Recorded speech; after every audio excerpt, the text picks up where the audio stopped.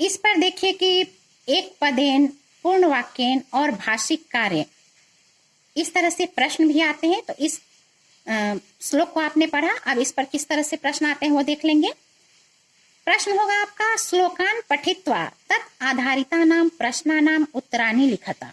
एक पदेन में देखेंगे कि यहाँ होगा कि वाणी कीदृशीं वीणां निनादयतु, सरस्वती जो है कैसी वीणा को बजाए। तो कैसी वीणा को बजाए, एक पदेन में लिखना है तो नवीनाम, ठीक है। कीदृशीं वीणां तो नवीनाम, नई वीणा को बजाए। सा कीदृशीं गीतिम गायतु, वह कैसे गीत को गाए। सा, अत्र सा पदम कस्मै प्रयुक्तम, सरस्वती, सरस्वत्यै, सरस्वती के लिए यहाँ सा का प्रयोग हुआ है। तो सा कीदृशीं गीतिम गायतु, वह किस तरह के गीत को गाए। तो ललित नीति लीनाम, ठीक है, ललित नीति से संलग्न। कदा, अब यहाँ देखिए बच्चों ये सभी एक ही पद में आप लिखेंगे, चूंकि एक पदेन होगा, वन वर्ड आंसर होगा, एक ही साथ लिखेंगे, यहाँ हाइफन दिया हुआ है। कदा मधुर मंजरी पिंजरी भूता, कब मीठी मंजरी जो है वह पीली हो जाती है। कब, तो जब कदा है तो वसंते, वन वर्ड में आंसर होगा वसंते। अगला प्रश्न है, कीदृशः रसालः वसंते लसंती, कैसे आम जो है बसंत में सुशोभित होते हैं। किस प्रकार के आम, तो सरसाह, रस से युक्त आम, ठीक है बच्चों। अब इसका पूर्ण वाक्य देखें। प्रश्न, अस्मिन् श्लोके कवि वाणीं किम कीदृशं च गातुं प्रार्थयति, इस श्लोक में कवि जो है सरस्वती को क्या और कैसे गीत गाने को जो है प्रार्थना करता है। तो इसका आंसर क्या होगा बच्चों, अस्मिन् श्लोके कवि वाणीं ललित नीति लीनाम मृदुम गीतिम च गातुम प्रार्थयति, इस श्लोक में कवि जो है सरस्वती को नीति, ललित सुंदर नीति में लीन और कोमल गीत को गाने की प्रार्थना करता है, ठीक है। कवि अनुसारम सरस्वती अर्थात वाणी काम निनादयतु, कवि के अनुसार सरस्वती जो है वह वीणाम निनादयतु, कवि अनुसारम सरस्वती वीणाम निनादयतु, कवि के अनुसार सरस्वती जो है वीणा को बजाओ, ऐसा कह रहे हैं। किसको बजाओ, तो वीणा को बजाओ, वीणाम निनादयतु। बसंती कासाम कलापः विलसंती, बसंत में किसके जो है समूह जो है सुशोभित होते हैं। कासाम, तो कासाम के लिए हो जाएगा आपका काकली नाम। वन वर्ड बच्चों आप आंसर याद कीजिए और उसके आगे पीछे का प्रश्न जो है वह सीधे उतार दीजिए, आपका पूर्ण वाक्य आंसर तैयार हो जाएगा।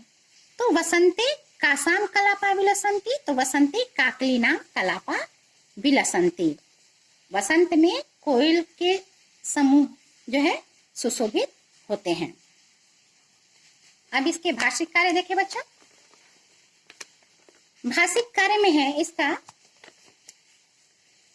सरसा रसाला। भाषिक कार्य में क्या होता है बच्चों कि एक तो आपको विशेषण विशेष्य से क्वेश्चन आता है कि इसका कह विशेषण विशेष्य किम, इस तरह से। दूसरा क्रिया दिया रहता है आपको, कर्तृपद पूछता है, कर्तृपद अर्थात कर्ता, ठीक है, और सब्जेक्ट के बारे में पूछता है। और दूसरा होता है फिर आपको कर्ता दिया रहता है, उसका क्रियापद पूछता है।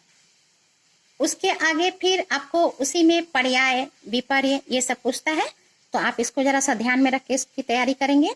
सरसा रसाला अनयोः पदयोः, सरसा रसाला इस पद में जो है विशेषण पदम किम, विशेषण पदम किम, तो सरसा रस से युक्त आम।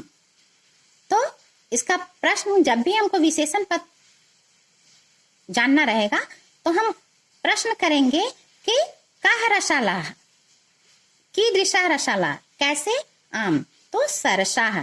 तो कीदृशः कैसा, कैसी, इस तरह से करके पूछेंगे, उसका जो आंसर होगा वही मेरा विशेषण होगा। तो सरसा रसाला, कीदृशा रसाला, तो सरसा। तो सरसा क्या हो गया, इसका आंसर हो गया विशेषण। नवीनाम विनाम अनयो पदयो विशेषण पदम किम, नए वीणा को। तो काम विनाम, कीदृशाम विनाम, कैसे वीणा को, तो नवीनाम, कीदृशाम नवीनाम। तो नवीनाम आपका क्या हो गया, विशेषण पद हो गया नवीनाम। निनादिया नवीनामे वाणी वीणाम। अत्र वाक्ये क्रियापदम किम, बजाओ नवीन, बजाओ नवीन वीणा को हे सरस्वती। तो यहाँ पे जो है आपको क्रियापद पूछ रहा है, तो क्रियापद क्या हो गया बच्चों, निनादिया, बजाओ।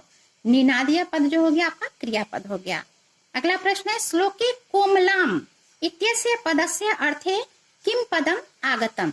श्लोक में कोमलाम, कोमलाम पद का के लिए कौन सा अर्थ आया है बच्चों, तो कोमलाम के लिए क्या आया है बच्चों, मृदुम। ठीक है, मृदुम, कोमल। तो इसके लिए मैंने आपको पर्यायवाची शब्द लिखाया है, शब्दार्थ, उसको याद करेंगे, उससे ही आप इस को सॉल्व कर सकते हैं पर्यायवाची शब्द से। अगला प्रश्न है, अत्र श्लोके सरस्वती इत्यस्य पदस्य कः पर्यायः आगतः। सरस्वती, सरस्वती के लिए कौन सा पर्यायवाची शब्द जो है श्लोक में आया है, तो कौन सा आया है, वाणी। ठीक है, श्लोक में क्या आया है बच्चों, वाणी है ना, यहाँ वाणी। आगे देखेंगे बच्चों आपको कि श्लोके लसंती इति क्रियायाः कर्तृपदम किम। लसंती सुशोभित होते हैं, के लसंती क्या सुशोभित, कौन सा सुशोभित होते हैं, बहुवचन है, तो इसके लिए बहुवचन कर्ता भी होगा, तो रसाला, रसाला लसंती, बहुत सारे आम सुशोभित होते हैं। ठीक है, अगला प्रश्न है, श्लोके अत्र अर्थात अस्मिन पदस्य कः पर्यायः आगतः। अत्र के अर्थ में कौन सा पर्याय आया है, तो इह, इह अर्थात अत्र, यहाँ मैंने शब्दार्थ में बताया था बच्चों। नीरसः इत्यस्य पदस्य कः विपर्ययः, विपर्ययः अर्थात विपरीतार्थक, कः विपर्ययः श्लोके आगतः।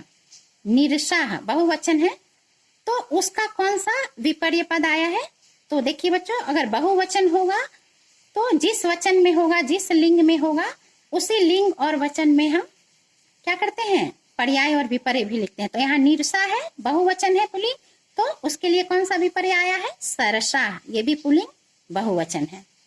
ठीक है बच्चों, तो इस तरह से आपने इस श्लोक को देखा, इसके आपने शब्दार्थ देखे, इस पे किस तरह से अन्वय और भावार्थ पूछे जाते हैं उसको आपने देखा, एक पदेन पूर्ण वाक्यन और भाषिक कार्य कैसे पूछा जाता है उसको आपने देखा। तो इसको अच्छे से आप इसकी तैयारी कर लीजिएगा, अगले वीडियो में हम इससे आगे पढ़ाएंगे। तब तक के लिए आप सभी का दिन मंगलमय हो। धन्यवाद।